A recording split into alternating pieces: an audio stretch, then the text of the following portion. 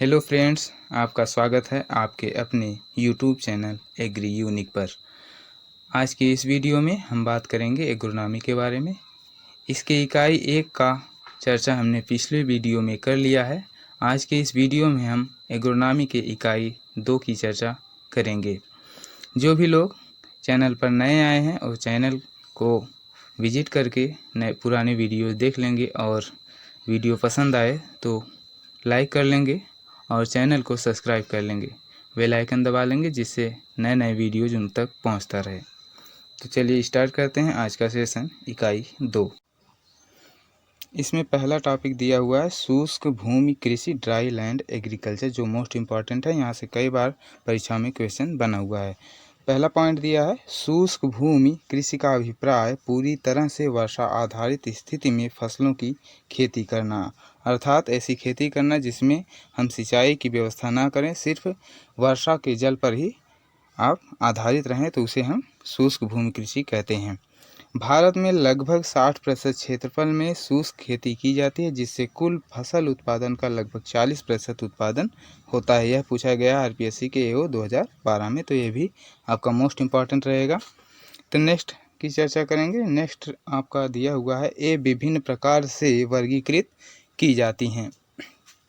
पहला जैसे शुष्क खेती, ड्राई फार्मिंग, तो ऐसे क्षेत्रों में फसलों की खेती करना जहां औसत वार्षिक वर्षा 7.5 मिलीमीटर से कम है, तो हम क्या कहेंगे, उसे ड्राई फार्मिंग या शुष्क खेती कहेंगे। यह भी आपका मोस्ट इम्पॉर्टेंट रहेगा। जो भी अंडरलाइन हम करते चलेंगे उसे आप नोट डाउन जरूर कर लीजिएगा, वो मोस्ट इम्पॉर्टेंट के रूप में रहेगा। नेक्स्ट है फसल अवधि के दौरान लंबे समय तक सूखा रहने के कारण फसल खराब होना सबसे आम बात है। किसके अंदर? ड्राई फार्मिंग के अंदर। नेक्स्ट है शुष्क क्षेत्रों में नमी संरक्षण की मदद से शुष्क खेती की जाती है। यह भी लाइन आपकी मोस्ट इम्पॉर्टेंट में रहेगी, यहाँ से भी क्वेश्चन बन सकता है। नेक्स्ट है इन क्षेत्रों में वैकल्पिक भूमि उपयोग प्रणाली का सुझाव दिया गया है। नेक्स्ट प्रकार क्या है आपका? शुष्क भूमि खेती। शुष्क भूमि खेती में ड्राई लैंड फार्मिंग, जिन क्षेत्रों में वार्षिक वर्षा 7.5 मिलीमीटर से अधिक लेकिन 1150 मिलीमीटर से कम हो, तो उसे हम शुष्क भूमि की खेती कहते हैं। नेक्स्ट है उन क्षेत्रों में जो खेती की जाती है उन्हें शुष्क भूमि खेती कहा जाता है। नेक्स्ट की चर्चा कर लेंगे। इसे शुष्क भूमि कृषि या बरानी खेती भी कहते हैं, यहाँ से भी आपका क्वेश्चन बनता है। नेक्स्ट की चर्चा कर लेंगे तो उपलब्ध मिट्टी की सीमित नमी को संरक्षित करना अर्ध शुष्क या शुष्क क्षेत्रों में खेती के लिए महत्वपूर्ण उपाय है। नेक्स्ट की चर्चा करेंगे तो केवल काली मिट्टी में विशेष रूप से जल निकास की आवश्यकता हो सकती है, अन्यथा किसी और मिट्टी में नहीं होती है।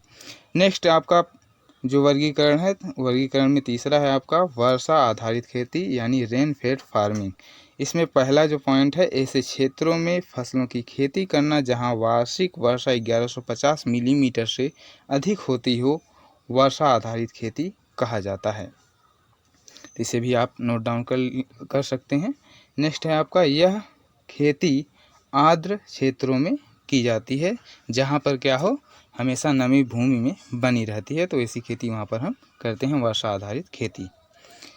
नेक्स्ट की चर्चा कर लेंगे हम। तो नेक्स्ट में आपका दिया हुआ है कि अवयव कौन कौन से हैं। तो शुष्क भूमि की खेती जो है कितने वर्षा पर करते हैं और वर्षा आधारित खेती कितने पर करते हैं। तो वर्षा में अगर हम देखें तो वर्षा में दिया हुआ है 800 से कम, 800 मिलीमीटर से कम वर्षा हो तो तब हम क्या करेंगे, ड्राई लैंड फार्मिंग करेंगे। यानी शुष्क भूमि की खेती और वर्षा आधारित खेती में अंतर क्या है, इसमें देखेंगे। वर्षा क्या होती है, 800 मिलीमीटर से कम होती है, और 800 मिलीमीटर से ज़्यादा हो तो रेनफेड फार्मिंग करते हैं। नेक्स्ट है फसल में नमी की उपलब्धता अगर कम है, वाष्पोत्सर्जन अधिक है और वर्षा भी अधिक है, तो हम क्या करेंगे, शुष्क भूमि की खेती करेंगे। लेकिन अगर नमी पर्याप्त है, वाष्पोत्सर्जन कम है और वर्षा भी कम है, तब क्या है, आप वर्षा आधारित खेती कर सकते हैं। नेक्स्ट की चर्चा करेंगे तो फसलें उगाने की अवधि जब 200 दिन से अगर कम है, अगर फसल 200 दिन में पक जाती है, तब आप शुष्क भूमि की खेती करेंगे, अन्यथा आप वर्षा आधारित खेती करेंगे, 200 दिन से अधिक अगर आपके फसल पकने में लगती है तो। नेक्स्ट है आपका चौथा क्षेत्र। क्षेत्र अगर शुष्क है, उप शुष्क है एवं उप आर्द्र है तो हम कौन सी खेती करेंगे? तो आप खेती करेंगे शुष्क भूमि की खेती करेंगे, नहीं तो वर्षा आधारित खेती आप तब करेंगे जब आर्द्र एवं उप आर्द्र क्षेत्र हो। नेक्स्ट है फसल प्रणाली। अगर एकल है या मिश्रित खेती है तो वर्षा पर आधारित खेती हम नहीं कर सकते हैं, शुष्क भूमि की खेती करेंगे और वर्षा पर आधारित जो है आपकी खेती होगी डबल एवं इंटर क्रॉपिंग करने में। नेक्स्ट है बाधाएं। बाधाएं अगर वायु एवं जल क्षरण हैं तब हम क्या करेंगे? ड्राई लैंड फार्मिंग करेंगे। अगर केवल जल क्षरण है तब हम क्या करेंगे? वर्षा आधारित फसल उगाएंगे। नेक्स्ट की चर्चा कर लेंगे हम शस्य जलवायु क्षेत्रीय योजना, एग्रो क्लाइमेटिक रीजनल प्लानिंग क्या है? इसमें पहला पॉइंट है, यह योजना आयोग द्वारा 7वीं पंचवर्षीय योजना के तहत 1988 में शुरू की गई थी। योजना आयोग के तहत जो है एग्रो क्लाइमेटिक रीजनल प्लानिंग शुरू की गई थी। नेक्स्ट पॉइंट है, संतुलित क्षेत्रीय विकास के लिए कृषि जलवायु कारकों के आधार पर क्षेत्रीय योजना लागू की गई थी। यह कैसी योजना है? तो क्षेत्रीय योजना है। नेक्स्ट है आपका योजना आयोग 2015 से अब नीति आयोग के नाम से इसे जाना जाता है, तो यहाँ से भी आपका क्वेश्चन बना हुआ है। का अध्यक्ष भारत का प्रधानमंत्री होता है, तो नीति आयोग का प्रधानमंत्री जो होता है वह इसका अध्यक्ष होता है। यह भी क्वेश्चन आपका बना हुआ है। नेक्स्ट है नीति का फुल फॉर्म क्या होता है? National institution for transforming India. इसकी स्थापना 2015 में हुई है। नेक्स्ट पॉइंट है आपका शस्य जलवायु खंड एग्रो क्लाइमेटिक जोन्स कौन कौन से हैं? तो इसमें पहला पॉइंट है कृषि जलवायु खंडों को कृषि विशेषताओं जैसे वर्षा, तापमान, मिट्टी, स्थलाकृति जल संसाधन, फसल प्रणाली में समरूपता के मानदंडों के आधार पर वर्गीकृत किया जाता है। योजना आयोग के अनुसार नेक्स्ट पॉइंट है, योजना आयोग के अनुसार भारत को कुल 15 शस्य जलवायु खंड में विभाजित किया गया है। ये आपका मोस्ट इम्पॉर्टेंट क्वेश्चन में आएगा, कई बार कई परीक्षाओं में पूछा जा चुका है। नेक्स्ट है आपका ICAR के NARP प्रोजेक्ट के अनुसार भारत को 131 शस्य जलवायु खंडों में विभाजित किया गया है। जैसे ICAR के अगर NARP प्रोजेक्ट के अनुसार देखें तो 131 शस्य जलवायु खंडों में बांटा गया है और योजना आयोग के अनुसार देखें तो 15 शस्य जलवायु खंडों में विभाजित किया गया है। दोनों के दोनों आपके मोस्ट इम्पॉर्टेंट रहेंगे, ये आप जरूर नोट डाउन कर सकते हैं। नेक्स्ट है आपका ट्रांसगैंगेटिक मैदानी क्षेत्र। इसमें पंजाब, हरियाणा, दिल्ली और चंडीगढ़ के केंद्र शासित प्रदेश और राजस्थान के गंगानगर जिले शामिल हैं। नेक्स्ट पॉइंट है, इस खंड में अधिकतम सिंचित क्षेत्र, अधिकतम शुद्ध बोया गया क्षेत्र, उच्च फसल की सघनता एवं अधिकतम भूजल उपयोग शामिल है। नेक्स्ट हेडिंग है आपका कृषि पारिस्थितिकी क्षेत्र एग्रो इकोलॉजिकल रीजन। इसमें क्या है? पहला पॉइंट एग्रो इकोलॉजिकल क्षेत्र एग्रो क्लाइमेटिक रीजन से जुड़ा हुआ लैंड यूनिट होता है। और अगला पॉइंट है NBSS एंड LUP के अनुसार वर्तमान में भारत को 20 कृषि पारिस्थितिकी क्षेत्रों में बांटा गया है। यह RPSC के AO 2016 में पूछा गया प्रश्न है, तो मोस्ट इम्पॉर्टेंट रहेगा। नेक्स्ट की चर्चा करेंगे हम ICAR के अनुसार कृषि पारिस्थितिकी क्षेत्र को 8 क्षेत्रों में विभाजित किया गया है। यहाँ पे दिया हुआ है सूखा। सूखा के बारे में हम चर्चा कर लेंगे। तो पहला पॉइंट है, एक वर्ष में किसी भी क्षेत्र में होने वाली सामान्य वार्षिक वर्षा अगर 75% से कम होती है तो उसे हम सूखे के क्षेत्र के रूप में जानते हैं। यह भी आपका मोस्ट इम्पॉर्टेंट क्वेश्चन रहेगा। नेक्स्ट पॉइंट है, आप जब वर्षा की कमी सामान्य से 50% से अधिक होती है तो इसे हम गंभीर सूखा कहते हैं। अगर 75% है तो आप इसे सूखे के रूप में जान जाएंगे, और अगर 50% से अधिक होती है यह वर्षा अगर कम होती है तब क्या होता है? आपका गंभीर सूखा के रूप में वह क्षेत्र घोषित कर दिया जाएगा। नेक्स्ट की चर्चा करेंगे तो नमी उपलब्धता सूचकांक MAI का पहला पॉइंट है, यह इस अवधि के संभावित वाष्पीकरण के 50% संभावना स्तर पर वर्षा या साप्ताहिक या मासिक के बीच का अनुपात होता है। तो MAI बराबर 50% संभावना या पेट पर वर्षा PET पर वर्षा होती है। नेक्स्ट की चर्चा करेंगे तो वाष्पोत्सर्जन दिया हुआ है आपका वाष्पोत्सर्जन का पहला पॉइंट देखेंगे, इसमें है शुष्क भूमि कृषि में मृदा नमी सबसे सीमित कारक है। नेक्स्ट पॉइंट है लगभग 60 से 70% वर्षा वाष्पीकरण के माध्यम से नष्ट हो जाती है।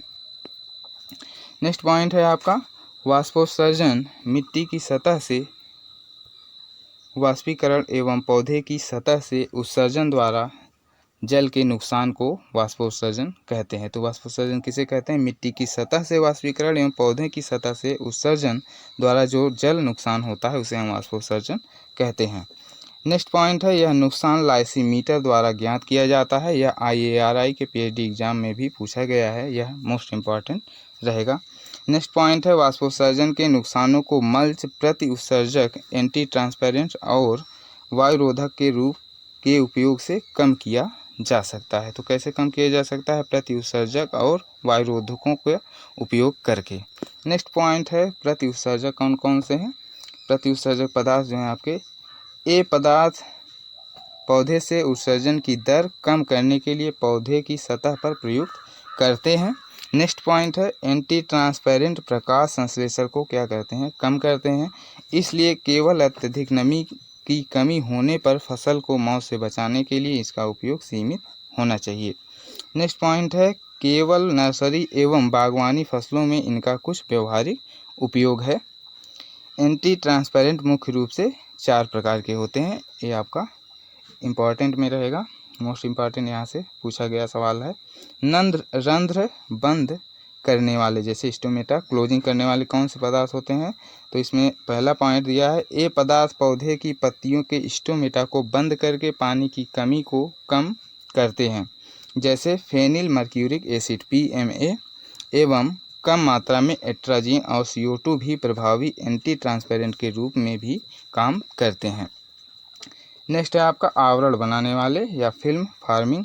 पौधे की पत्तियों की सतह पर पतली फिल्म के निर्माण के कारण पानी की वाष्पोत्सर्जन हानि कम होती है। ये पदार्थ शारीरिक बाधा के रूप में कार्य करते हैं। इसका नेक्स्ट पॉइंट है जैसे मोबिलीफ, हेक्साडिकोनॉल, सिलिकॉन तेल और मोम का उपयोग जो है ज़्यादातर किया जाता है। नेक्स्ट पॉइंट है आपका परावर्तित प्रकार के जो रिफ्लेक्ट कर देते हैं, रिफ्लेक्टिव टाइप के कहलाते हैं। यह कैसे होते हैं? इसमें पहला पॉइंट दिया है ए रसायन सूर्य से आने वाली विकिरण को परावर्तित कर देते हैं और पत्ती के तापमान को क्या कर देते हैं? कम कर देते हैं। उदाहरण में है केओलिन 5%, यहाँ से भी कई बार क्वेश्चन बन चुका है आपका। एवं चूने का अनुप्रयोग तापमान कम करके वाष्पोत्सर्जन के नुकसान को कम करते हैं। नेक्स्ट पॉइंट है आपका वृद्धि अवरोधक का प्रयोग। वृद्धि अवरोधक का प्रयोग हम कब करते हैं? इसमें पहला पॉइंट है ए रसायन तने के विकास को कम करते हैं और जड़ के विकास को बढ़ाते हैं एवं इस प्रकार के पौधे को सूखे का विरोध करने में सक्षम बनाते हैं। इस प्रकार पौधों को सूखे का विरोध करने में सक्षम बनाते हैं, जैसे साइकोसेल CCC से नाम से जाना जाता है। स्टोमेटा को बंद करने के लिए भी प्रेरित करते हैं। नेक्स्ट पॉइंट है आपका वायु अवरोधक एवं शेल्टर बेल्ट। वायु अवरोधक विंड ब्रेक ऐसी संरचनाएं हैं जो हवा के प्रभाव को तोड़ती हैं और हवा की गति को कम करती हैं। नेक्स्ट पॉइंट है जबकि आश्रय स्थल हवा के खिलाफ फसल की सुरक्षा के लिए हवा की दिशा में लगाए गए पेड़ों या झाड़ियों की पंक्तियां हैं। विंड ब्रेक एवं शेल्टर बेल्ट पेड़ की ऊंचाई के हवाओं के आने वाली दिशा में 5 से 10 गुना एवं हवा के बहने में 30 गुना तक की दूरी तक सुरक्षात्मक आश्रय प्रदान करता है। यहाँ से भी कई बार आपके क्वेश्चन बने हुए हैं कि शेल्टर बेल्ट किस किस दिशा में लगाया जाता है। नेक्स्ट पॉइंट है आपका कृषि वानिकी एग्रो फॉरेस्ट्री। कृषि वानिकी एक अस्थायी भूमि प्रबंधन प्रणाली है जो भूमि के उपयोग को बढ़ाती है एवं फसलों, फलों, वन पौधों और जानवरों के उत्पादन को जोड़ती है। इसे वृक्ष फसल रोपण प्रणाली के रूप में भी जाना जाता है। इसके घटक कौन कौन से, इसकी चर्चा हम कर लेंगे कि कृषि वानिकी के घटक कंपोनेंट ऑफ एग्रो फॉरेस्ट्री। तो एग्री सिल्वीकल्चर, इसका पहला पॉइंट है वनों के पेड़ों के साथ साथ कृषि फसलों की खेती सिल्वीकल्चर के रूप में जानी जाती है, जैसे कृषि फसल और वन। यह भी क्वेश्चन आपका पूछा गया है। नेक्स्ट पॉइंट है सिलो देहाती प्रणाली। इसमें है वनों का लकड़ी के उत्पादन के साथ साथ पालतू पशुओं के पालन पोषण के उगाना, इसे सिल्वीकल्चर प्लस चारागाह प्रबंधन के रूप में जानते हैं। यहाँ से क्वेश्चन अभी तक तो नहीं बना है। नेक्स्ट पॉइंट है आपका कृषि सिलो देहाती प्रणाली। इसमें कृषि फसल प्लस वन प्लस चारागाह भी आता है। नेक्स्ट पॉइंट है एग्री हार्टी सिल्वीकल्चर सिस्टम। तो इसमें कृषि फसल प्लस बागवानी प्लस सिल्वीकल्चर। नेक्स्ट है आपका एग्री सिल्वीकल्चर सिस्टम। इसमें कृषि फसलें प्लस वन फसलें और मछली उत्पादन को भी जोड़ा गया है। नेक्स्ट का चर्चा हम अगली वीडियो में करेंगे, इकाई 4। आज के लिए बस इतना ही। तब तक के लिए आपको धन्यवाद। मिलते हैं नेक्स्ट वीडियो में।